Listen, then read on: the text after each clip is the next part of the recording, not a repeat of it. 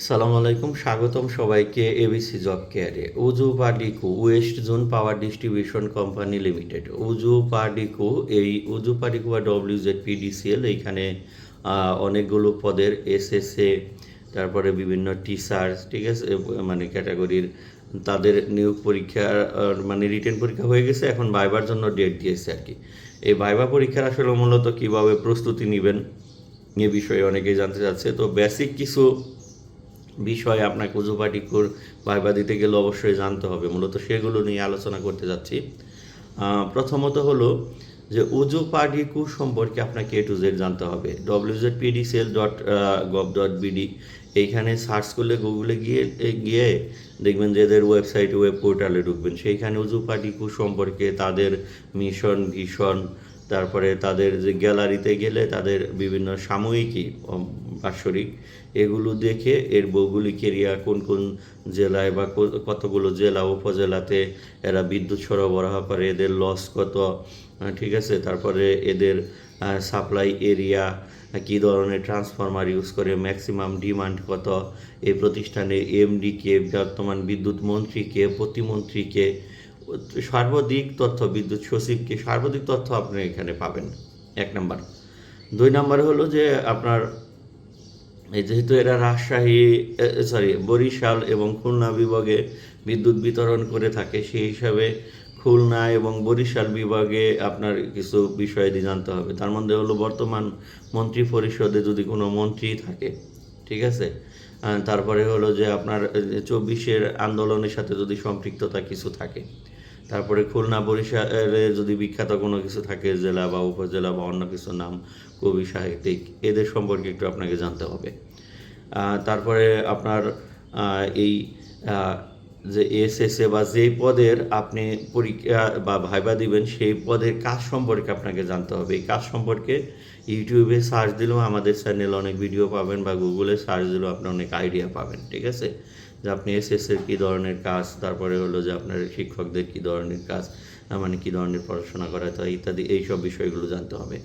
তারপরে আপনাকে যেটা জানতে হবে যে আপনার কিছু বেসিক কিছু কোশ্চেন করতে পারে, ঠিক আছে।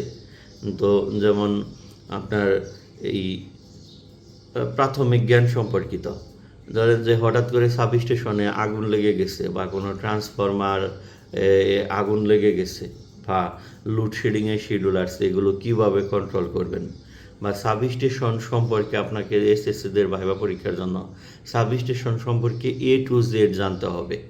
এগুলো গুগল, ইউটিউব, ফেসবুকে গিয়ে সার্চ করলে পাবেন যে সাবস্টেশন কী, সাবস্টেশনের হার্ট কী, কীভাবে বিদ্যুৎকে কন্ট্রোল করা হয়, কীভাবে বিদ্যুৎটা পাওয়া যাচ্ছে, ট্রান্সফরমারের কাজ কী, ব্রেকারের কাজ কী, আইসোলেটরের কাজ কী, এমসিবির কাজ কী, রিলে কী, বাসবার কী ইত্যাদি, সাবস্টেশন বা পাওয়ার সিস্টেম রিলেটেড যে কোশ্চেনগুলো আছে, এগুলো আপনাকে জানতে হবে। তারপরে বিদ্যুৎ বিতরণ সম্পর্কে আপনাকে জানতে হবে, ঠিক আছে, যে বাংলাদেশের বিদ্যুৎ বিতরণ, বাংলাদেশের পাওয়ার সেক্টর সম্পর্কে জানতে হবে। এগুলো জানার পরে আপনাকে যেটা করতে হবে, নিজ জেলা সম্পর্কে আসতে হবে, যে নিজ জেলায় বিখ্যাত কোনো কিছু, মুক্তিযুদ্ধের সময় বিখ্যাত কেউ ছিল, বর্তমান সরকারের কেউ বিখ্যাত কোনো ব্যক্তি আছে, তারপরে হলো যে আপনার 24-এর আন্দোলনে বিখ্যাত কেউ ছিল, কোনো উল্লেখযোগ্য ঘটনা আছে, এগুলো সম্পর্কে জানতে হবে। সর্বোপরি জানতে হবে আপনার নিজের সম্পর্কে। আপনি যদি বলে যে আপনার সম্পর্কে বলুন, তাহলে আপনি নিজের সম্পর্কে, আপনার নাম, আপনার বাবার নাম, বাসা কোথায়, কতদূর পড়াশোনা করেছেন, ঠিক আছে, এখানে তারপরে হলো যে আপনি এই প্রতিষ্ঠানের জন্য যে চাকরি হয় কী করবেন ইত্যাদি। এসএসএ পদ সম্পর্কে আপনার যে ধারণা এটা, বা এই বিদ্যুৎ সেক্টরে প্রশ্ন করতে পারে যে আপনাকে নিয়োগ দিলে প্রতিষ্ঠানের কী লাভ হবে। তখন আপনি বলবেন যে আমার যদি এই প্রতিষ্ঠানে নিয়োগ হয়, তাহলে আমি আমার কর্মদক্ষতা দিয়ে প্রতিষ্ঠানের সুনামকে আরও অক্ষুণ্ণ করব, এবং আমি আমার দায়িত্ব কর্তব্য সচেষ্টভাবে পালন করব। এভাবে একটু পজিটিভ থিঙ্কিং দিয়ে বলতে হবে। এই হলো বিষয়। আর পাশাপাশি আপনি যে থিওরিটিক্যাল পরীক্ষার, মানে রিটেন পরীক্ষার জন্য যে প্রিপারেশন নিচ্ছেন, সেগুলো থেকেই কোশ্চেন হবে। বাংলা, ইংরেজি, সাধারণ জ্ঞান বলেন, পাওয়ার সেক্টর বা গণিত, এগুলো নিয়ে আর আলাদা স্পেশাল প্রস্তুতি দরকার নেই। আমি যেগুলো বললাম এগুলো দেখলে ইনশাল্লাহ আশা করি যে এর মধ্যে থেকে কমন পড়বে। আল্লাহ হাফিজ।